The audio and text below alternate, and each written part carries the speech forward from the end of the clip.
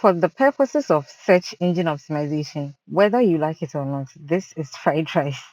But anyway, we are making curried rice, sort of like mimicking the fried rice recipe. Okay, so let's get started. No long talks. In my saucepan, I'm going to add some bits of oil. And then once it's heated up, I'm going to go ahead and add in my eggs. I've salted the eggs a bit, not too much, okay? And I'm going to be scrambling these eggs on low heat.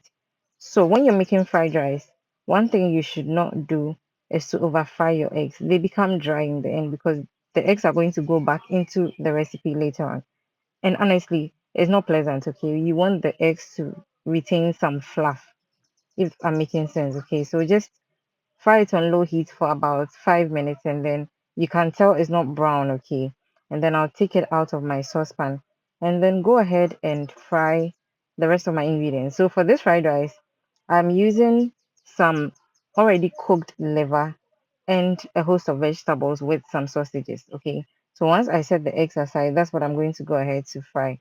I mean, ideally, you can fry them separately, but I'm not going to do that, okay? So I pour everything into the saucepan again, and I should have added in some oil before adding these ingredients, but I didn't want to initially, but I also realized that it was dry. So I went ahead and then added in a bit of oil.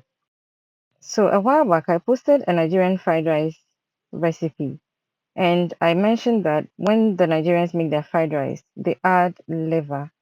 And for the first time I used the liver in my fried rice, my family could not get enough. So I told myself that almost any time I am making fried rice again, I will go in with some liver. So that's why I'm not doing away with it, okay? And oh, let me also mention that we are making coconut fried rice. So let's do the rendition again. Coconut curry fried rice. And whatever you want to name it, it's fine, okay? So let's go ahead with the recipe. I've added in some oil again after taking out my sausages and liver and carrots out. I'm adding in some curry powder. So to be honest with you, the curry powder container had a bit of turmeric powder, so I just went ahead to add it, okay? So of course I added my onions first, I forgot to mention. And then I went in with some powdered pepper and some chicken seasoning. You can just use salt, that's fine, okay? So once this fries for about 5 minutes, I'm going to make sure that all is mixed up properly, especially the curry powder. You don't want a situation whereby some of the rice will have a brighter yellow than some other parts. So yeah, take note of that. At this point, my rice is washed. It will go into my saucepan now. So ideally, you'd want to have single grained rice for your fried rice. I don't know about anybody else who likes fried rice to be too soft. Unless, to be honest, you are Chinese, but I don't like it that way. So I don't skip on toasting the fried rice, if that makes sense. Okay.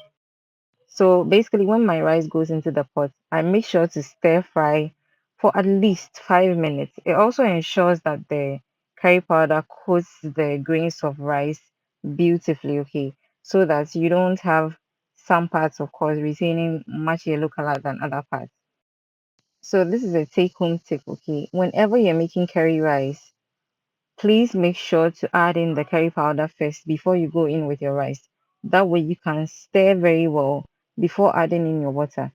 If you put the rice in the saucepan first, add your water, and then go in with your curry powder, there is some level of possibility that the yellow color will not be consistent throughout your rice. So do it like I've taught you, and then let's get it moving. Okay.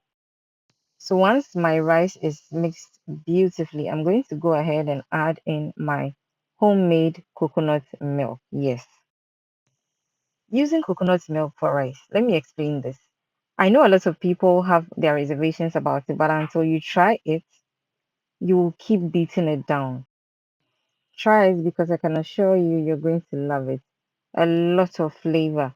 Honestly, if you have coconut oil as well, you can also add it into this recipe, okay? But I didn't have coconut oil, so I just used my normal vegetable oil. I usually use sunflower oil, honestly. So, of course, my coconut milk was not too much to mash up the quantity of rice. So I added in a bit of water And then I went ahead and gave it a good mix and then covered and allowed this to cook on low heat. Let me take a pause from the yabbing and thank all my returning subscribers. You guys are amazing, okay? Thank you so much for always coming back to support me. And if you've watched the video till this end, please do me a favor and give me a thumbs up on the video. Also, let me know what you think about this recipe. Even if you're going to omit the coconut milk, try this recipe and come and thank me later, okay? Also, when you are done watching, do me a favor and share the video and let it get to others as well. So, about 10 minutes on fire, I'm going in to check on my rice. It's looking good. I'm going to give it a fluff and then allow it to cook again for about 5 minutes.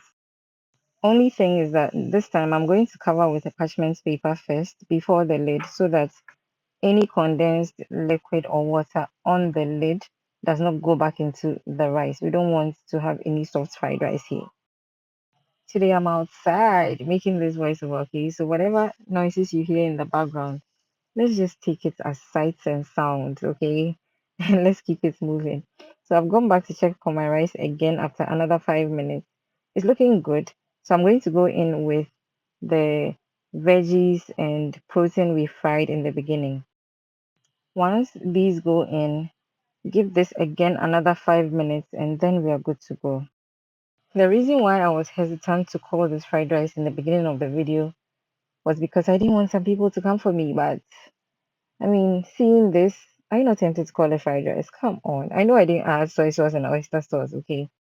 Now, that I'm thinking about it, I'm also going to call it no soy sauce fried rice. I hope you enjoyed today's video and I hope you are inspired to try this very simple but delicious recipe. As always, subscribe if you haven't already. Leave a comment down below on your way out. Give me a thumbs up and share this video once you are done watching.